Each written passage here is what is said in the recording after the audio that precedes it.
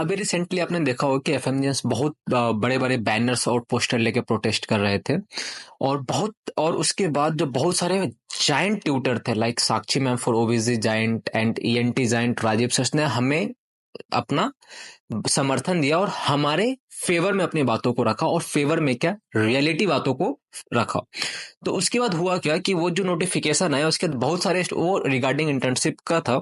उसके बाद जो बहुत सारे अपकमिंग स्टूडेंट्स हैं उसके मैसेज आने लगे कि भैया क्या हमें भी 2-3 साल का इंटर्नशिप करना है, क्या ये रूल हमारे लिए भी एप्लीकेबल है, क्या ये हमारे भी इसको डिग्री को अफेक्ट करेगा।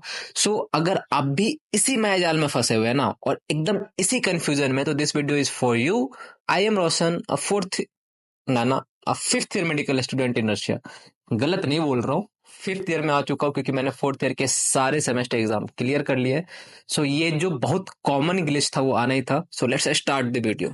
हुआ यूं कि 7 जून को एनएमसी ने एक लेटर निकाला एफएमजी के रिगार्डिंग। उसमें यूं था कि जो भी स्टूडेंट फिफ्थ और सिक्स्थ ईयर में कोविड में ऑनलाइन स्टडीज करी थी उनके लिए ये नोटिफिकेशन था कि आपको 1 साल का जो मैंडेटरी इंटर्नशिप है उसके अलावे 2 साल का प्रोविजनल इंटर्नशिप करना पड़ेगा। अब भाई एनएमसी वालों एक चीज बताओ, कोविड आई तो सिर्फ ऐसा तो है नहीं कि विदेश में आई और सिर्फ विदेश के बच्चों ने ऑनलाइन स्टडीज करी। ऑनलाइन स्टडीज तो इंडिया वाले भी किए थे, इंडियन मेडिकल ग्रेजुएट्स वाले किए थे। कोविड से उतना ही परेशान भारत भी थी।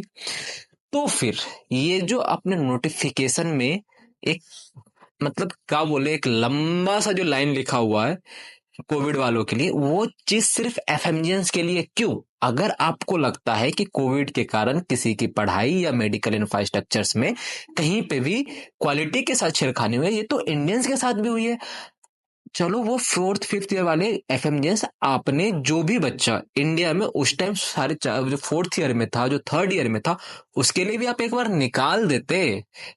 जो करोड़ों रुपए दे के इंडिया में प्राइवेट्स कर रहे हैं उनके लिए भी एक नोटिफिकेशन निकाल दिया होता आपने भी कि आपको भी एडिशनल और प्रोविजनल इंटर्नशिप करना है, फिर तो मजा ही आ जाता।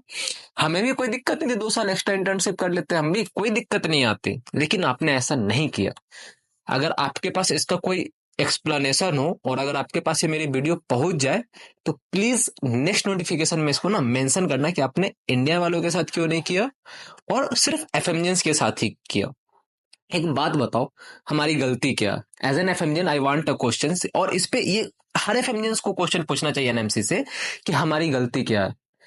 कोई बच्चा नीट में, जिसको आपने एक मजाक बना के रख दिया एनटीए पूरे सिस्टम ने, वो एक अलग पार्ट है, उस पर मैं बहुत ज्यादा नहीं बोलूंगा, नहीं तो चीजें और खराब होती चली जाएगी।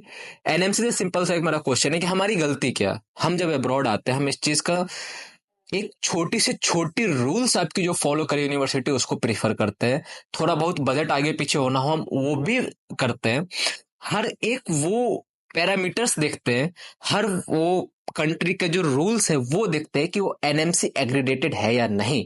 अगर वो यूनिवर्सिटी एनएमसी से अप्रूव्ड है तो फिर आपको दिक्कत क्या है? देखो आप तो एक दो चीज कर दो। देखो सबसे सिंपल ऑप्शन है, या तो आप एक चीज क्लियरली बोल दो कि अब्रॉड जाने वाले स्टूडेंट को हम इंडियन नहीं मानते, वो आपके लिए फॉरेनर है। पहला चीज। दूसरा चीज, आप ये ओपन माइंड में बोलो कि इंडिया में कितने भी डॉक्टर का शॉर्टेज हो जाए हम झोला छाप डॉक्टर से काम करवा लेंगे लेकिन अच्छे एफएमजीएन से काम नहीं करवाएंगे। तीसरी चीज, हम ऐसा तो है नहीं कोई डंकी मेथड के थ्रू आते हैं और बिना वीजा बिना अपोस्टलाइजेशन के कहीं दूसरे कंट्री में घुस के अपने डिग्री लेते हैं। हम तो प्रॉपर पूरा वीजा लेते हैं, हमारे डॉक्यूमेंट भारत सरकार से अपोस्टाइल होती है। हम उस यूनिवर्सिटी में जाते हैं या उस कंट्री में जाते हैं जहां से इंडिया की एक सबसे अच्छी बॉन्डिंग हो, जहां पे एनएमसी का हर गाइडलाइन फुलफिल हो रहा हो। देन आपको उसके बाद भी एफएमजीएन से दिक्कत क्यों? जस्ट बिकॉज कि वो चीज इंडिया में हम करोड़ों में करते और रशिया आके चाहे कहीं भी अब्रॉड की कंट्री जाके वो चीजों को हम 25 लाख में कर रहे हैं। ये ना जितना एज एन एफएमजीएन में बोल रहा हूँ, जितना कलेक्टिव फेल्योर आपके पूरे सिस्टम की है ना, इस पे आपको सबसे ज्यादा शर्म आनी चाहिए कि आपके बच्चे को बाहर जाके अपनी पढ़ाई पूरी करनी पड़ रही है। और अगर ये चीज है तो this is the worst thing ever that you can't imagine. हम लोग भी रशिया में डिस्पाइट एनीथिंग, जैसा भी कल्चर हो जो भी हो, उसके बाद भी वो अपने स्टूडेंट के लिए इतने मतलब ओपनली होते हैं, वो अपने फी तक नहीं भरते। ठीक है, आपका एंट्रेंस एग्जाम है, लेकिन उस सीट्स भी तो देखो। अगर हम पूरी प्राइवेट और गवर्नमेंट सीट भी मिला दें तो 2% का रेशियो है। 25 लाख स्टूडेंट में अप्रोक्स 1,40,000 समथिंग सीट्स है, इंक्लूडिंग गवर्नमेंट और प्राइवेट। और इंडिया में जो मैक्सिमम बच्चे नीट दे रहे हैं, उनमें आप एक बार देखो कि middle class, lower middle class, upper middle class कितने हैं, और उनमें से कितने बच्चे, अगर मैं ये रेशियो को अगर सिर्फ गवर्नमेंट डाटा के साथ मैच कर दूं, तो हकीकत यह है कि 1%, even less than 1% government seat available है। और जो आप, अगर आपके पास एक डाटा होती है, अगर गवर्नमेंट इस डाटा को निकाल के देखे कि नीट में अपेयर होने वाले स्टूडेंट जो हैं वो किस वेल्थी फैमिली से आते हैं, तो आपको समझ में आएगी कि बच्चे अब्रॉड शौक से नहीं आते, मालिक मजबूरी में आते हैं। वो अपना जो सपना देखते हैं ना, जो 9th-10th का, वो एक दुनिया से कट के अपने लिए एक बंद कमरे में बंद करके एक जो अपनी महल किले को सजाते हैं ना, उसके बाद भी अगर 500, 550, 600 नंबर लाने पे उनका जब डिग्री, मतलब उनको इंडिया में गवर्नमेंट सीट नहीं मिलती है, उसके बाद 4 साल वो कमर तोड़ मेहनत करने के बाद विदेश आते हैं। This is the point that I want to say, कि हम बाय चॉइस नहीं आते हैं Russia, Georgia, Kazakhstan, Uzbekistan, Ukraine, कहीं पे भी। और जब आपने कोविड का तो ये चीज मान लिया, आप बोलोगे यूक्रेन। अब सुनो मेरी कहानी यूक्रेन को लेके। 4th-5th ईयर के बच्चे थे जिन्होंने यूक्रेन में ही पढ़ाई करना सही समझा। उसके पीछे भी अपनी कारण थी, क्योंकि एनएमसी अपने गाइडलाइंस को लेके क्लियर नहीं थी। और वो बच्चों ने ट्रांसफर क्यों नहीं लिया, ये भी मैं बताता हूँ। एक बार गवर्नमेंट अच्छे तरीके से एफएमजी के एडमिशन प्रोसेस को अगर रीएवेल्युएट करे ना, तो समझ में आएगी जो ये जो 1.5 लाख 2-2 लाख रुपए लेके 1,30,000, उसके बाद ओटीसी 1,200, 1,300, 1,500 जो यहाँ पे एजेंट्स ने गंद मचा रखी है।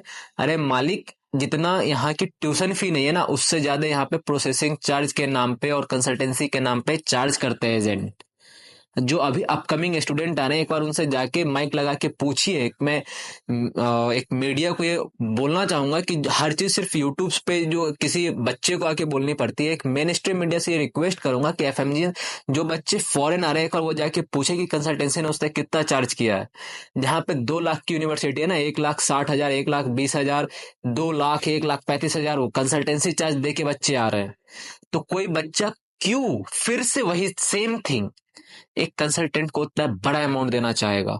और जो जिन्होंने डिग्री यूक्रेन से कंटिन्यू कर रहे हैं ना, वो despite of air alarm, despite of their जो एक परिवार का टेंशन होता है, वो सब के बावजूद यूक्रेन जाके अपनी डिग्री ऑफलाइन मोड में ले रहे हैं। तो आपको इस चीज पे उनको जितना शाबाशी देना चाहिए, आप उनको उतना ही डिमोटिवेट कर रहे हो। Just same on you NMC, just same on you. और रही बात, जो लोग ये बोलते हैं ना कि एफएमजीएंस इतने मेहनती होते हैं, तो वो एफएमजी एग्जाम क्यों नहीं निकालते? अब मेरी एक बात कान खोल के सुन लो। मेरे भी दोस्त इंडियन मेडिकल कॉलेज में पढ़ रहे हैं, प्राइवेट में भी पढ़ रहे हैं, गवर्नमेंट में भी पढ़ रहे हैं। लास्ट ईयर, और आई थिंक लास्ट ईयर उससे 1 साल और पहले, दूसरे साल में, हिंदुस्तान टाइम्स के एक आर्टिकल में आया था, किंग जॉर्ज लखनऊ केजीएमयू का बच्चा पिछले 4 साल से 3rd ईयर का एग्जाम नहीं क्लियर कर पा रहा। मैं यूनिवर्सिटी को गलत नहीं बोल रहा, मैं ये नहीं बोल रहा कि वहां की माहौल खराब है चाहे कुछ खराब है। एक चीज को समझो कि जगह खराब नहीं होती, वहां पे पढ़ने वाले लोग हर तरीके के होते हैं। इंडियन मेडिकल ग्रेजुएट्स सारे ही अच्छे नहीं हैं, तो सही फॉरेन मेडिकल ग्रेजुएट्स सारे ही खराब नहीं है। एफएमजी का रेशियो कम है, लेकिन अब जब आएगा प्राइवेट का रेशियो, आई बिलीव कि इंडिया के अकॉर्डिंग अगर पढ़ाई होगी तो उनके पास ज्यादा टाइम होगा, वो ज्यादा अच्छा स्कोर करेंगे। लेकिन एक बार जिनके मन में ये चुल मची रहती है ना कि एफएमजीएंस को तो शौक होता है जाने का, तो सुन लो एक बात बाबू, एक बार हमारी जिंदगी भी जी के देखो। सुबह से उठ के जब हम जाते हैं, सारी चीजों को मेंटेन करने जाते हैं, और जब चीजें वहां पे वेरिएशन के साथ आती है, वहां पे चीजें from laundry to cooking, from -40 temperature में अपना 100% अटेंडेंस क्लियर करना, ये सारी चीजें अगर सुनने में आपको छोटी लगती है तो sorry, but you have to be on it, कि इतना आसान नहीं होता 6 साल, जहां पे आपके पास कोई नहीं होता एंड आप अपने लिए, अपने चीजों के लिए खुद पे डिपेंडेंट होते हैं ना, तो समझ में आती है कि क्या होती है स्ट्रगल। तो अगर आपको यूं लग रहा है कि हम विदेश में आके बस मजे ही मजे कर रहे हैं तो आप एकदम गलत हैं। मुझे तो मतलब एक चीज क्लियरिटी ही नहीं है कि एनएमसी को एफएमजीएन से दिक्कत क्या है। हम ये नहीं कह रहे कि आप अपने मेडिकल लेवल की क्वालिटी के साथ कॉम्प्रोमाइज करिए, आई बिलीव, एंड इस चीज को कहने में मुझे कहीं दो राय नहीं है कि फॉरेन में प्रैक्टिकल एक्सपोजर कम है, मैं मानता हूं। बट उस प्रैक्टिकल एक्सपोजर के कॉम्पिटेंस के लिए वो 1 साल के इंटर्नशिप जो आपने मैंडेटरी करे, that is more than enough. And जो बच्चे को आप 1 साल की मैंडेटरी इंटर्नशिप दे रहे हैं, वो बच्चा फिल्टर होके आपके पास पहुंचता है, एक क्वालिटेटिव एग्जाम दे के वहां पे आता है। तो आप इस चीज पे कैसे उसके नॉलेज पे डाउट कर सकते हैं? मतलब एक चीज होता है ना कि आपने प्रोविजनल ऐड करा, that not an issue, but किस बेसिस पे आपने सेम उसमें एज एन इंडियंस को आपने इंडियन मेडिकल ग्रेजुएट्स को छोड़ दिया, जबकि उनके पास साथ भी सेम सर्कमस्टेंसेस थे, वहीं पे आपने फॉरेन वालों के लिए ऐसा कर दिया। तो दिस इज मतलब एक होता ना कि बहुत धक्का देता है इस बात को कि एनएमसी क्या सोच के अपना रूल आगे निकालता है। And point of view is this कि एनएमसी को ये समझना पड़ेगा कि फॉरेन मेडिकल ग्रेजुएट्स भी इंडियन है, वो कोई फॉरेनर नहीं है कि आप जब चाहो जब कोई एक नोटिफिकेशन निकाल कर को डिमोटिवेट कर दो। आपने ये कोई पहली बार नहीं किया है, एंड आई बिलीव कि आप ये लास्ट बार भी नहीं करोगे। But that time we are going strong just because कि हमारे साथ ट्यूटर्स खड़े थे, हमारे साथ एक जो एक कम्युनिटी बनी है all India foreign medical graduates committee, वो खड़ी थी, एफएमसा जिसको बोलते हैं, तो इन्होंने करी। लेकिन एक जो ये लोग बोले प्रोटेस्ट करो, यार एज एन एफएमएनसी ये इजी नहीं होता।